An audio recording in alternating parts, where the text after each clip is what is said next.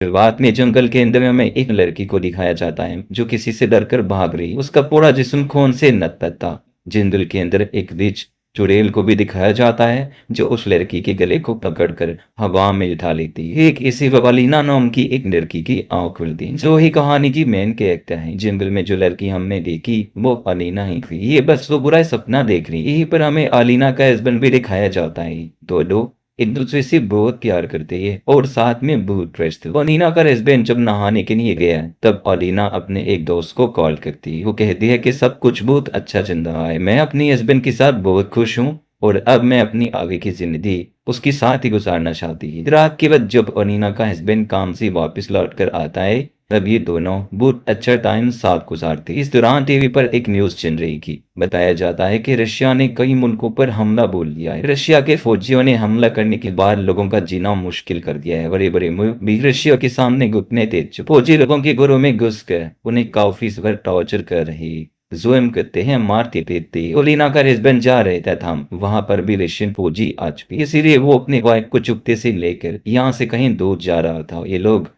सीधे रास्ते से नहीं जाते बल्कि जिम्मेवारी रास्ते से जाने का फैसला करती है क्योंकि वो वाला रास्ता शौकरत था। लेकिन उन्हें नहीं पता था कि जंगल में जाने के बाद उनका सामना रूसी फौजियों से हो जाएगा। ये रूसी फौजी जंगल में डेरा डाल के बैठे हैं कि रूसी फौजियों का जो लीडर था रोबर्टो वो इनकी कार को रोक देता है। उसके जो लोग थे वो अलीना के साथ बदतमीजी करने लगते। फौजी अपने लीडर रोबर्टो से कहते हैं कि इनकी गाड़ी काफी अच्छी है, अगर इनकी गाड़ी हमें मिल जाए तो गांव में जाकर सामान लाने में आसानी हो जाएगी। हम इन्हें मार कर थे देती हैं और वैसे भी ये तो चलता ही रहता है, हमारे लिए कौन सी बड़ी बात है। रोबर्टो भी उनकी बात मान लेता है जिसके बाद कुछ फौजी जाकर ओलिना के हस्बैंड को गन दिखाती हैं और कार से उतरने का कहते हैं। लेकिन उसी वक्त ओलिना का हस्बैंड उन पर हमला कर देता है। गाड़ी से सबको ठोकता हुआ वो आगे बढ़ता गया और यहाँ से भागने लगता है। इस बीच सदी रूसी फौजी उनकी गाड़ी पर लगातार फायरिंग करते हैं और वो लोग बड़ी मुश्किल से यहाँ से निकल पाते हैं। उनका एक फौजी जो गाड़ी के सामने आ गया था वो गाड़ी से कुचल कर मारा जाता है। रात हो जाने की वजह से वो लोग आगे नहीं जाती और ओलिना अपनी दोस्त के गाया जाती। यहाँ आने के बाद ओलिना को पता चलता है कि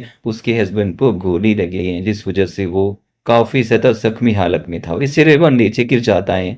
खून बहुत ज्यादा बह गया था इसलिए उस बेचारे की कुछ टाइम के बाद ही मौत हो जाती है और लीना कंट्रोल से बाहर हो जाती है। फूट फूट कर रोने लगी। उससे सदमा बर्दाश्त नहीं हो रहा था। अपनी ताकतों से उसे जिंदा करने की कोशिश करती है लेकिन कोई फायदा नहीं होता और अब उसे खो देने की वजह से वो गुस्से से आग बकेला हो जाती है। वो अपने हस्बैंड की लाश को अंदर लेकर जाती है और उसे अच्छे से साफ करती है। वो ये वादा भी करती है कि जब तक वो बदला नहीं ले लेगी तब तक वो अपने इब्न की लाश को नहीं जलाई। उसकी दोस्त कहती है कि ऐसा करना ठीक नहीं होगा, तुमने ये सब कुछ छोड़ दिया था। और रीना कहती है कि मैंने ये सब कुछ अपने हस्बैंड के लिए ही छोड़ा था लेकिन उन लोगों ने उसे मार दिया है और अब क्योंकि वो नहीं रहा तो मैं भी चैन से नहीं बैठूंगी। इसके बाद ओनिना एक खुफिया दरवाजा तोड़ती है और उसके अंदर चली जाती है। एक केव यानी वार्ड थी और यहाँ पर एक छोटा सा घर बना हुआ था। आसपास बहुत सारी मोमबत्तियां भी जल रही। उसकी कलाई पर पट्टी जैसा कुछ बंधा हुआ था जो शायद उसे रोकने के लिए था जिसको वो चाकू से काटती थी। ऐसा करने की वजह से उसकी जो ताकतें थी वो फिर से वापिस आ जाती हैं और वो बन जाती है एक विच। अब पहले भी वो विच ही थी लेकिन हस्बैंड की खातिर उसने सब कुछ छोड़ दिया था। दूसरी तरफ हमें जंगल में रोबर्टो को दिखाया जाता है। सुबह हो जाने के बाद वो अपने लोगों से कहता है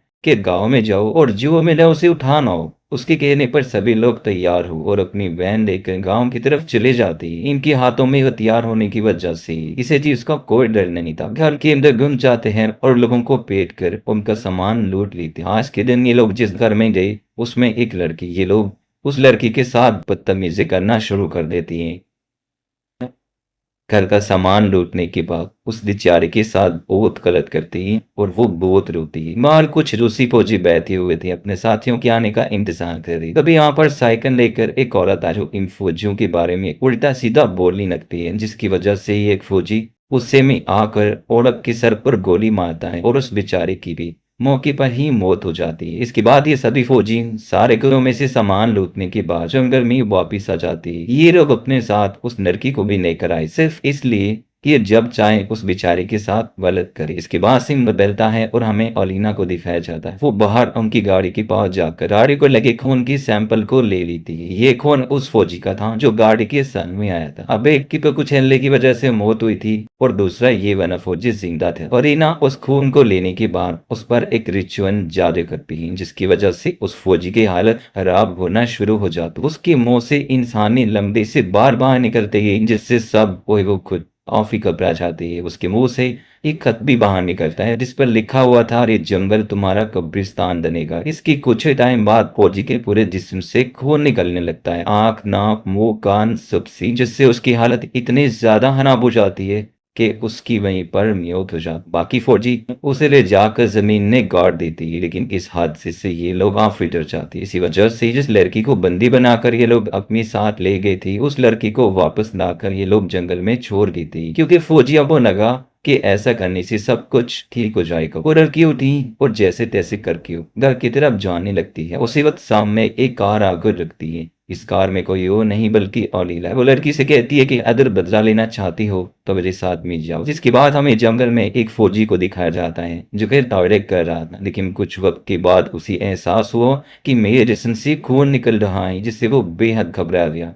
अब जाहिर है इसके पीछे भी ओलिला का हाथ था। अब इन्हीं में से एक सोल्जर अपनी फैमिली के पास जाना चाहता था। वो फैमिली की तस्वीर को देखकर उन्हें बहुत याद कर रहा होता है, लेकिन उसकी मजबूरी थी, वो अपने टीम को छोड़कर नहीं जा सकता था। अब थोड़ा टाइम गुजरने के बाद जब वो फौजी सो गया तो ओलिना उसे मारने की उसके बहुत करीब आ जाती है, लेकिन इससे पहले वो उसे मार वो उसकी फैमिली की तस्वीर को देख ले और सिर्फ तस्वीर को भी लेकर यहाँ से चली जाती। वो फिर दूसरे किसी फौजी को अपना शिकार बनाने के लिए आगे बढ़ी और जैसे एक फौजी देखा उसे मारने के लिए वो उसके सामने बहुत सारे पैसे फेंक देती है। फौजी वैसे भी इतना अंधा हो जाता है कि वो ओलिना का पीछा करने लगता है। अब अगले दिन सुबह पता चलता है कि ओलिना ने उस फौजी के साथ किया। दरअसल ओलिना ने उस फौजी को ले जाकर एक पेड़ से बांध दिया था। उसका बहुत बुरा हाल था, खून निकल रहा था और जिस्म पर कपड़े नहीं थे। ठंड से वो कांप रहा होता है। ओलिना ने उस फौजी के ऊपर भी रिचुअल किया और सभी फौजियों के सामने उनके ही आदमी को जान से मार देती है, वो भी बॉम्ब की तरह फाड़ कर, जिससे उसके जिस्म के टुकड़े टुकड़े हो जाते हैं। अब इतना सब हो जाने के बाद भी रोबर्टो अपने लोगों से कहता है कि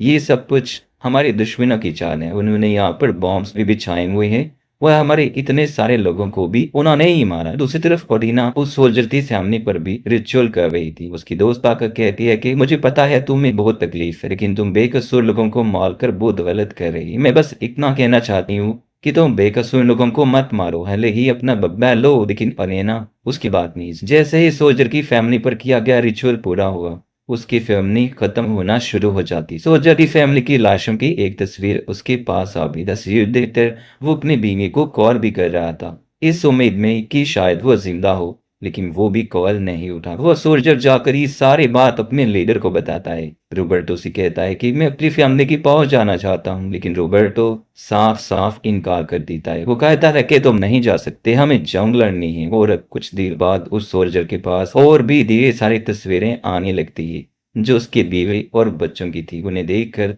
सोल्जर बहुत बैर चाहता है और दुखी होकर रोने लगा। यहाँ से भाग निकलने का फैसला करता है। वो जाकर वैन में बैठा और उसे देखकर यहाँ से निकलने लगता है, लेकिन तभी उस सोल्जर के सामने ओलिना आ जाती है जो उसे डराने लगे। डर की वजह से वो बेचारा कांपने लगा और बिना सोचे वैन को लेकर काफी स्पेस से पीछे की तरफ जाने लगता। उसकी इस वर्ती की वजह से कुछ सोल्जर्स कुचल कर मारे गए थे, जिस वजह से बाकी के सोल्जर्स को इतना गुस्सा आया कि वो लोग उसे बांध कर बहुत पीटते।